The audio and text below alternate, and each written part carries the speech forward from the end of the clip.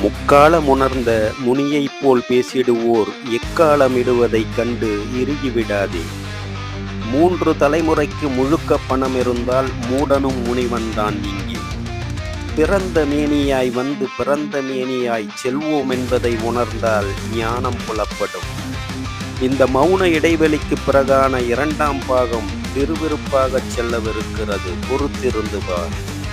கை காசு காலனா கரைக்காமல் இருப்பவர் உன் காசை கரைப்பதில் கவனம் கொள்வார்.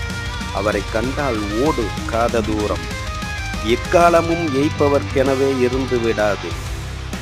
இழுக்க தெம்பிருக்கும் வரை இழு பாரத்தை. கொக்கெனக் காத்திரு, குவலயம் போற்றும் நாள் வரும். புழுத்த மனத்துடையார் போற்ற வருவார் அன்று. நீ ஒரு கை பார்க்கலாம், நிச்சயம் நேரம் வரும்.